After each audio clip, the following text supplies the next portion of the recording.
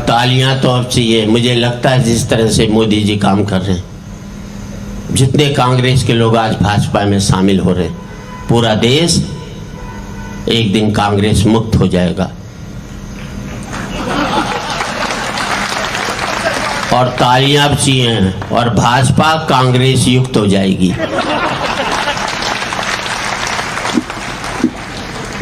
पता ही नहीं लगता कौन कहाँ जा रहा है, कौन कहाँ आ रहा है। सीधी सी बात करना चाहता हूँ।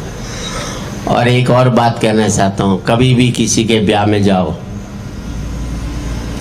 बेहतर आशीर्वाद दो वर वधू को।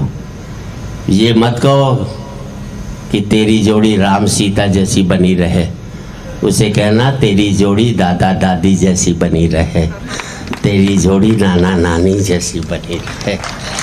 क्योंकि जिन संघर्षों को दादा दादी ने 50 साल में जिया है, आज का जोड़ा वो 1 साल बर्दाश्त करने को तैयार नहीं है।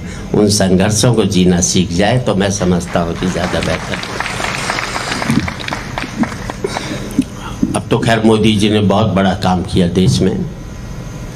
एक तो हर एक पति जो अपनी पत्नी का ये मानता था कि ये तो सत्यवादी हरिश्चंद्र की चाची है या बहन है, वो पर्दा आंखों से हट गया। मैं 7 नवंबर को अपनी लुगाई से पूछा, कुछ रुपए चाहिए पड़े हैं क्या घर में?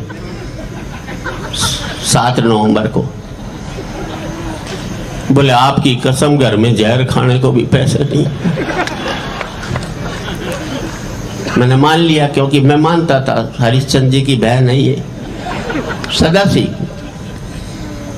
फिर मैंने देख किसी कोने में पड़े होंगे। बोले आपकी माँ की कसम घर में जहर खाने को पैसे नहीं, मेरी खाली मेरी माँ की खाई। 8 नवंबर को मोदी जी ने नोटबंदी लागू कर दी और सारे पति जानते हैं 9 नवंबर को उसके पास इतने रुपए निकले कि पूरा हिंदुस्तान जहर खा सकता था उससे। तब पता लगा जिंदगी भर उसने मेरे से झूठ ही बोला और कुछ नहीं बोला कभी भी जिंदगी में। क्योंकि समय की सीमा है, ये हर एक कवि ने बोला तो मैं भी बोलता हूँ। उसके बाद चाहे कितना ही पड़ जाए वो अलग बात है, दूसरी होती है। ये बोलना पड़ता और कोई बात नहीं। एक तो समय की सीमा है तो पीछे वाले भी तसल्ली ले लेते, चलो थोड़ा ही पड़ेगा ये, इनको भी तसल्ली के लिए बोल देता और कोई बात नहीं ऐसी। मैंने सोचा स्वर्ग में राधा और कृष्ण आमने सामने मिल जाए। क्या हुआ? मैंने सोचा स्वर्ग में राधा और कृष्ण आमने सामने मिल जाए तो राधा कुछ सवाल तो करेगी। ऐसी क्या बात थी? वृंदावन में रास रचाया, समुद्र के किनारे पहुंचकर द्वारकाधीश बन गए, वापिस भी नहीं लौटे। और इस मुल्क में प्यार का अगर सबसे बड़ा नाम आता है तो राधा और कृष्ण का आता है। मेरा मानना है इस देश का वैलेंटाइन डे उस दिन मनना चाहिए जिस दिन कृष्ण का जन्मदिन था। हम उससे बेहतर व्यक्ति नहीं तलाश कर सकते।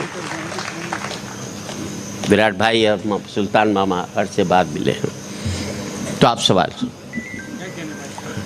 हाँ मानी। स्वर्ग में विचरण करते हुए अचानक एक दूसरे के सामने आ गए विचलित से कृष्ण और प्रसन्न चित्त सी राधा। शब्द पर आपका गौर चाहूंगा।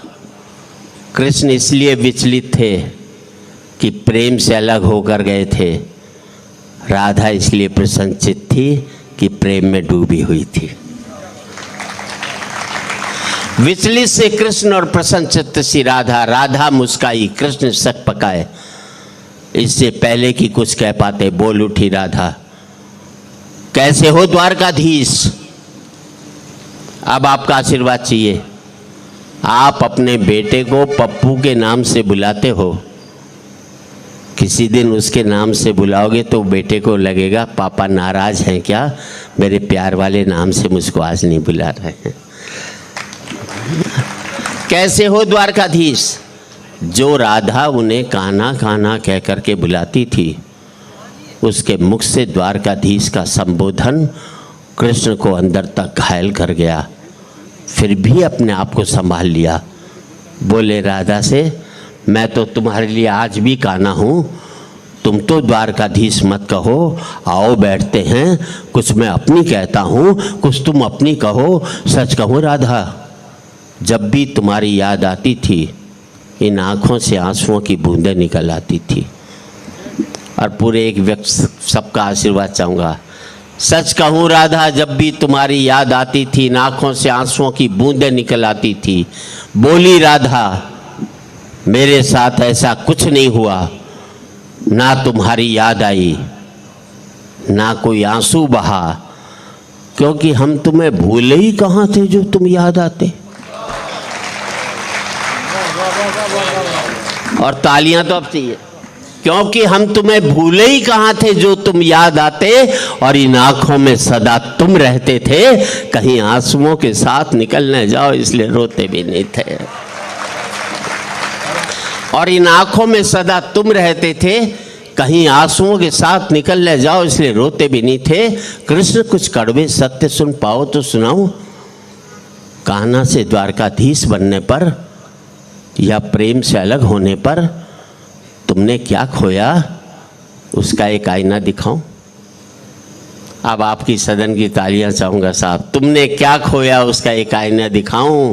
कृष्ण कभी सोचा इस तरक्की में तुम कितने पिछड़ गए।